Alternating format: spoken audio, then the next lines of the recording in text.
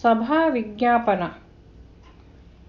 ఇంకొక్క సంగతున్నది జంకక వినిపించెదాను జాలములేకన్. అంకించి గురుని వాక్యము పొంకముతో నమ్ముకొనుడి పోడి మెరుగండి. శంకలు బొంకులును మానుకొనుడి. ఇంకేమీ మీరిట్లు ఇలలో నటించిన ఇంకేమీ మీరిట్లు ఇలలో నటించిన పంకజాసనుడే మీ పాటిగా కుండును. పంకములు ఎడలించి సద్గురు వంక చేరి కింకరత్వము శంకలన్యు మాన్పు సమరస నిర్మలానందుని జేరుడి పోడి మెరుగండి. శంకలు బొంకులును మానుకొనుడి. జై నిజ గురుభ్యో నమః. మహాద్వైత కేసరి సభా విజ్ఞాపనలో 2వ మిత్రకందార్థం. అయ్యలారా, తెలియజేశాను కదా ఇది రాజబాట అని. ఇంకొక విషయం, ఇంకొక సంగతున్నది. అయ్యలారా, ఇప్పటి వరకు తెలియజేసినది కాదయ్యా, ఇంకొక విషయం ఉన్నదయ్యా. మన్ననతో తెలియజేస్తున్నాను, శ్రద్ధగా ఆలకించండి అయ్యా. నా గురుని అధిష్ఠింపచేసుకొని మీతో అంటూ ఉన్నానయ్యా. ఈ మాటలు ఇవి నా మాటలు కాదయ్యా, మద్గురుదేవుని పలుకులే నేను మీతో అంటూ ఉన్నానయ్యా. అందుకే ఇంకొక సంగతున్నది జంకక వినిపించెదాను జాలములేకన్. నాకెందుకయ్యా జంకు? ఉన్న విషయాన్ని మద్గురుదేవుని ద్వారా నేను ఏదైతే పొందానో దానిని పొందినటువంటి దానిని మీకు అందజేసేందుకు నాకు జంకెందుకు? నా దగ్గర ఉన్నది యథార్థమైనటువంటి వస్తు నిర్ణయం. గురుకీలు తెలిసిన వెనుక, గురు సూచన గ్రహించిన వెనుక ఉనికి గాని ఉనికిలో ఉన్న అశరీర స్థితిలో ఉండి మీకు తెలియజేసేందుకై మేల్కొని అంటూ ఉండే నాకు జంకెందుకయ్యా? జంకు లేదయ్యా నాకు. అభయానందతీత స్థితిలో ఉండబడేటువంటి నాకేంటయ్యా జంకు? పెద్దలన్నట్లుగా ఎవరుంటే ఏమి భయమురా, సవరింతురు తప్పులుంటే సాధులు విన్నన్ సవరించ నీవు అంటారు కృష్ణ ప్రభువులు. అలా నేను జంకవలసిన అవసరమేముంది? ఎక్కడైనా నేను పొరపాటు దొల్లినట్లయితే సవరించేందుకు సర్వజ్ఞులైనటువంటి మీరున్నారు, సర్వమెరిగినటువంటి వారు సవరిస్తారు. జంకక వినిపించేదాను జాలములేకన్. కపటం లేకుండా చెప్తానయ్యా, ఎక్కడా మాయకు లోనై చెప్పనయ్యా. మద్గురుదేవుని వాక్యము ఏదైతే ఉన్నదో అది విచ్చల విడిగా వెదజల్లేందుకు కపటం లేకుండా చెప్తానయ్యా. అంకించి గురుని వాక్యము, ఈ పద ప్రయోగాన్ని అమితంగా చేస్తారు దుర్గానంద పంచదశి స్వాముల వారు. పూని అనేటువంటిది, ఈ అంకించటం అంటే పూనిక అని, అంటే పట్టుకోవటం, వశము చేసుకోవటం. దేన్ని? గురుని వాక్యాన్ని అంకించి గమనించి. ఎలా అంటే అలా కాదు, వారు చాలా బాగా చెప్తున్నారు, వీళ్ళు చాలా బాగా చెప్తున్నారని చెప్పి అలా కాదు. ఇది గమనించాలి, ఆలోచించాలి, ముందు వెనుకల ఆలోచించాలి.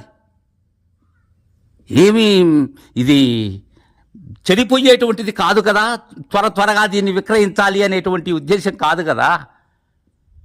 ఎవరికైనా మనం బోధించాలన్నా, మనం ఎవరి దగ్గరైనా బోధ వినాలన్నా ముందు గమనించాలి. అందుకే అంకించి గురుని వాక్యము పొంకముతో నమ్ముకొనుడి పూడి మెరుగండి. పొంకముతో నమ్ముకోవాలి, ఒప్పిదమై నమ్ముకోవాలి, పొందికతో నమ్ముకోవాలి. పోడిమి ఎరగాలి. పోడిమి అంటే ఉప్పు, అంటే విధానము అని. ఆ గురుని వాక్యం యొక్క విధానము ఏదైతే ఉన్నదో అది ఒప్పిదమై వినాలి, అలా ఎరగాలది. శంకలు బొంకులును మానుకొనుడి. ఇక సంశయము అనబడేటువంటిది పూర్తిగా నివృత్తి కావాలి, నివృత్తి చేసుకోగలగాలి.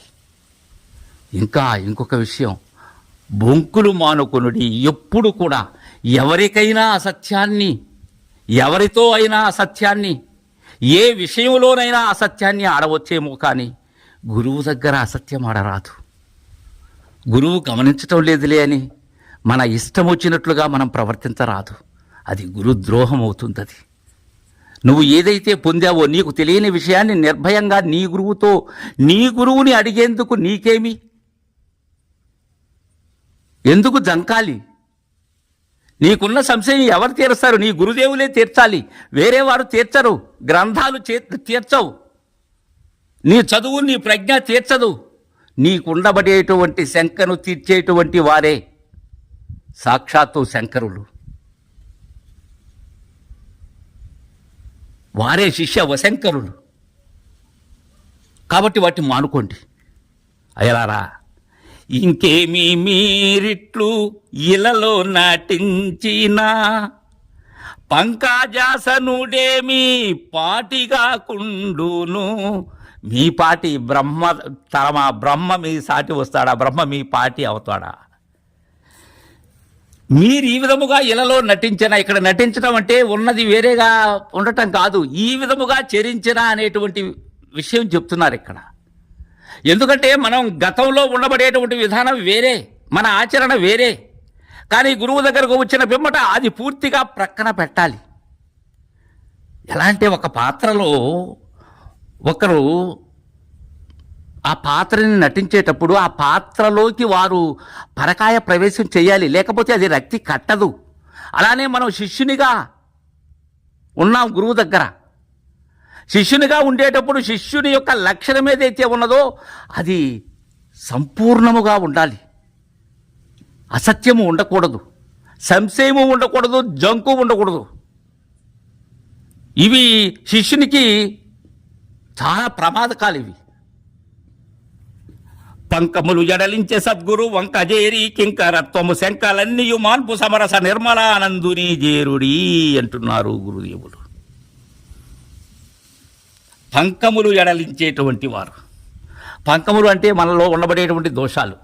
మనం అలా ఆ బురదలో ఉన్నాం. మనం ఆ బురదని శుభ్రంగా కడిగేటువంటి వారు, దానిని ఆ మాలిన్యాన్ని తీసేసేటువంటి వారు, వాటిని ఇక మళ్ళీ అంటుకోకుండా చేసేటువంటి వారు. అలాంటి సద్గురు వంకజేరి కింకరత్వము. ఇక్కడ కావలసినది కింకరత్వమే. కైంకర్యం కావాలి ముందు. కింకరత్వము లేకపోతే ఇది కుదరదు. సిద్ధాంతకర్తే చెప్తారు, కింకరత్వాన్నే పోనాలి. పాదాక్రాంతులు కావాలి, గురు దయకు పాత్రులు కావాలి.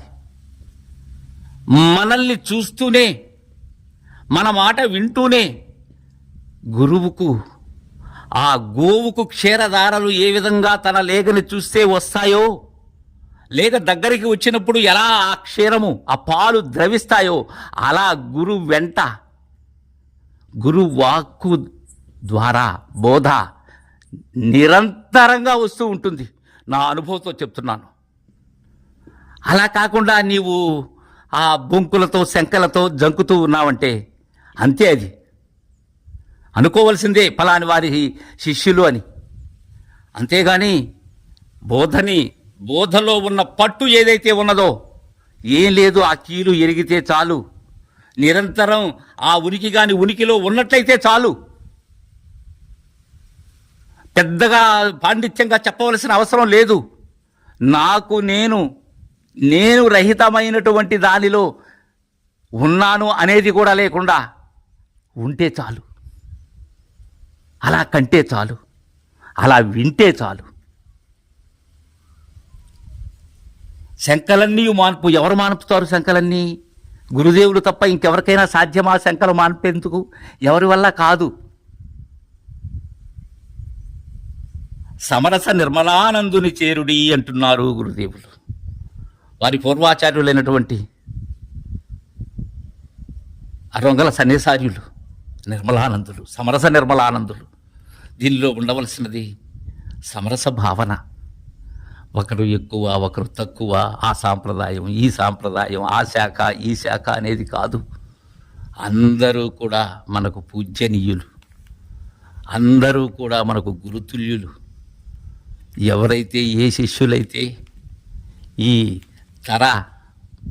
పరభేదాలు లేకుండా సమరస భావంతో తన గురువాక్యాన్ని అవుదల దాల్చుకుని పెద్దల యొక్క విధానంలో చరించినట్లయితే, ఆ రాజమార్గంలో చరించినట్లయితే చాలా చక్కగా ఉంటుంది అయ్యలారా అనేటువంటి విషయాన్ని మనకు ఆ పూడిమి ఏదైతే ఉన్నదో ఆ ఒప్పిదమైనటువంటి విధానాన్ని ఎరగమని, శంకలను బొంకులను మానుకొనమని మనకు దుర్గానంద పంచదశి స్వాములు వారు చెప్తున్నారు.